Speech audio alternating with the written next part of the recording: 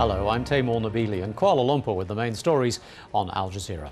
The US president has told Americans that he's never been more hopeful for the future, and he's urged politicians to unite to give the American people what they deserve. Barack Obama was speaking in his first State of the Union address. In a speech that was light on foreign policy, Obama did promise that all combat troops will be out of Iraq by the end of this August, and said that all vulnerable nuclear materials around the world must be made secure within 4 years. Now, 15 days after the Haiti earthquake, miracles are still coming. A teenage girl has been pulled out from the rubble alive. The girl was trapped under a collapsed university building in the capital Port-au-Prince. Jonah Hull was at the scene. What we now understand is that she'd managed to attract the attention somehow of neighbours scavenging through the remains of their home in what is a very badly affected area, neighbourhood of Port-au-Prince. They heard her cries, alerted the authorities who got the French rescue team in.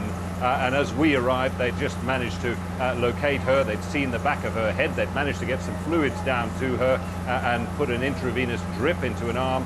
And they said to us that it would take several hours potentially to get her out of what was a very delicate situation with a lot of heavy concrete around her. But in point of fact, it took only about half an hour from that point before Darlene emerged on a stretcher, covered white in soot and dust, looking deeply shocked. Obviously very weak, but to exultant applause really from hundreds of Haitians who were gathered besides the rescue scene, watching anxiously to see what would happen. And of course she was brought out, put in an ambulance, taken to a French field hospital with little more than a leg injury. Honduras' deposed President Manuel Zelaya has left the country and gone into exile in the Dominican Republic. He had taken refuge in the Brazilian embassy in Honduras after being overthrown in a military coup 7 months earlier.